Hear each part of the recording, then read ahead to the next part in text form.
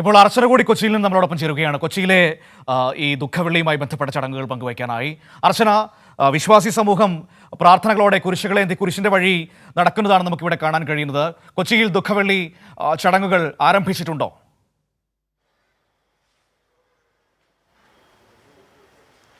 തീർച്ചയായും മനു, കൊച്ചിയിലെ എല്ലാ പള്ളികളിലും ഇത്തരത്തിൽ ഈ ദുഃഖവെള്ളിയുമായി ബന്ധപ്പെട്ട കുർബാനകളും ഒപ്പം പ്രധാന ചടങ്ങുകളെല്ലാം തന്നെ ആരംഭിച്ചിട്ടുണ്ട്. നമ്മളിപ്പോൾ ഉള്ളത് എടപ്പള്ളി സെൻറ്റ് ജോർജ് ഫെറോന പള്ളിയിലാണ്. ഇവിടെ പ്രധാനമായും ഇനി കുർബാന അടക്കമുള്ള ചടങ്ങുകളാണ് നടക്കാനുള്ളത്. ദുഃഖവെള്ളിയുമായി ബന്ധപ്പെട്ട് കുരിശുവഴി അടക്കം അത്തരം ചടങ്ങുകളടക്കം നടക്കുന്നുണ്ട്. അത് 14 ഇടങ്ങളിലായിട്ട് കുരിശുമേന്തി ആളുകൾ പള്ളിയിലേക്ക് എത്തും. അത്തരത്തിലുള്ള ചടങ്ങുകളെല്ലാം തന്നെ വിവിധ പള്ളികളിൽ നടക്കുകയാണ്. എന്തായാലും ക്രൈസ്തവ സമൂഹത്തെ സംബന്ധിച്ച് വിശുദ്ധ വാരത്തിൻ്റെ ദിവസങ്ങളാണ് കടന്നുപോയത്. കഴിഞ്ഞ ദിവസങ്ങൾ എല്ലാം തന്നെ ഇത്തരത്തിൽ പെസഹ വ്യായം അടക്കം, അതായത് യേശുവിൻ്റെ അവസാനത്തെ അത്താഴവുമായി ബന്ധപ്പെട്ട് അത്തരത്തിൽ പീഡനാനുഭവങ്ങളെല്ലാം തന്നെ അതുമായി ബന്ധപ്പെട്ട ഓർമ്മ പുതുക്കലാണ് ഈ ദിവസങ്ങളെല്ലാം തന്നെ കടന്നുപോയത്. അത്തരത്തിൽ വിശുദ്ധ വാരത്തിൻ്റെ ഒരു ദിവസങ്ങളിലൂടെ കടന്നു പോകുന്ന ക്രൈസ്തവർക്ക് ഇന്ന് ദുഃഖവെള്ളി ആചരിക്കുകയാണ്. അത്തരത്തിൽ ഇനി നാളെ കഴിഞ്ഞാൽ ഈസ്റ്ററാണ്, യേശുവിൻ്റെ ഉയർത്തെഴുന്നേൽപ്പാണ്. എന്തായാലും ഇന്ന് കൊച്ചിയിലെ വിവിധ പള്ളികളിലും ഒപ്പം മലയാറ്റൂരിൽ നമുക്കറിയാം ഏറ്റവും പ്രധാനപ്പെട്ട തീർത്ഥാടന കേന്ദ്രമാണ്. അവിടെ വലിയ രീതിയിൽ ആളുകൾ ഒഴുകിയെത്തുകയാണ്. കഴിഞ്ഞ ദിവസങ്ങളെല്ലാം തന്നെ ഇത്തരത്തിൽ വലിയ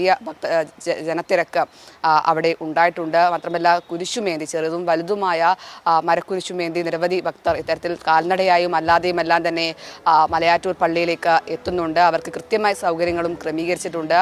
കാരണം അത്രയും ദുർഘടമായ പാതയാണ്. നമുക്കറിയാം മലയാറ്റൂർ ഈ പള്ളി കയറിയവർക്കെല്ലാം അറിയാം അത്തരത്തിൽ ദുർഘടമായ പാതയാണ്. മാത്രമല്ല വേനൽ ചൂട് കൂടിയാണ്. അതുകൊണ്ട് തന്നെ അവർക്ക് അവരുടെ കൃത്യമായ നടപ്പാതകൾക്ക് വേണ്ടി എല്ലാ സൗകര്യങ്ങളും അവരുടെ സൗകര്യാർത്ഥം ഏർപ്പെടുത്തിയിട്ടുണ്ട്. അങ്ങനെ എല്ലാ പള്ളികളും ഇത്തരത്തിൽ ഈ വിശ്വാസികളെ സംബന്ധിച്ച് അവർക്ക് കൃത്യമായി പ്രാർത്ഥനകളും കുർബാനകളും നടത്താനുള്ള സജ്ജീകരണങ്ങൾ പൂർത്തിയാക്കിയിട്ടുണ്ട്.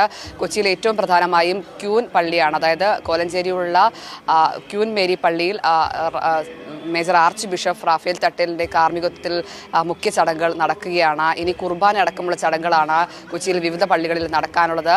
ഈ കുരിശുവഴി അത്തരത്തിൽ പീഡാനുഭവങ്ങളുടെ ഓർമ്മ പുതുക്കിക്കൊണ്ടുള്ള കുരിശുവഴിയെല്ലാം തന്നെ ഈ പല മന്ത്രങ്ങളെല്ലാം ചൊല്ലിക്കൊണ്ട് അവർ ഈ റോഡിലൂടെ പല 14 ഇടങ്ങളിലായി ഇത്തരത്തിൽ സഞ്ചരിച്ചു കൊണ്ടേയിരിക്കുകയാണ്. അതിനുശേഷം പള്ളിയിലെത്തി കുർബാന കൂടിയതിനു ശേഷമായിരിക്കും വിശ്വാസികൾ മടങ്ങിപ്പോവുക. എന്തായാലും ഇത് കഴിഞ്ഞ് നാളെ കഴിഞ്ഞ് ഞായറാഴ്ച ഉയർത്തെഴുന്നേൽപ്പാണ്, ഈസ്റ്ററാണ്. എന്തായാലും ആ ദിവസങ്ങളിലൂടെ, അതായത് വിശുദ്ധ വാരത്തിൻ്റെ അത്രമാത്രം അവരെ സംബന്ധിച്ച് ക്രൈസ്തവരെ സംബന്ധിച്ച് പ്രാധാന്യമുള്ള ദിവസങ്ങളിലൂടെ കടന്നു പോവുകയാണ്. യേശുവിൻ്റെ പീഡനാനുഭവങ്ങളെല്ലാം തന്നെ ഏന്തി അത്തരത്തിൽ നല്ലൊരു നാളേക്കായി, ഉയർത്തെഴുന്നേൽപ്പിൻ്റെ നാളത്തേക്കായി അവർ കാത്തിരിക്കുകയാണ്. ഇന്നലെ പെസഹ വ്യായം എല്ലാം തന്നെ ആചരിച്ചാണ് ഇന്ന് ദുഃഖവെള്ളിയിലേക്ക് എത്തുന്നത്. അത്തരത്തിൽ ഈ ഒരാഴ്ച അവരെ സംബന്ധിച്ച് ഇത്തരത്തിൽ വ്രതാനുഷ്ഠാനത്തിൻ്റെയും അതുപോലെ വിശുദ്ധ വാരത്തിൻ്റെയും എല്ലാം ആഴ്ചകളാണ്. ഇനി എന്തായാലും ഉയർത്തെഴുന്നേൽപ്പാനുള്ള കാത്തിരിപ്പിലാണ് വിശ്വാസികൾ. മനു, ശരി, ഏതായാലും നമുക്ക് കാത്തിരിക്കാം. പ്രതീക്ഷകളുടെ ഉയർപ്പിന് വേണ്ടിയിട്ട് വിവരങ്ങളാണ് ഇപ്പോൾ അർച്ചന നമുക്ക് കൊച്ചിയിൽ നൽകിയത്.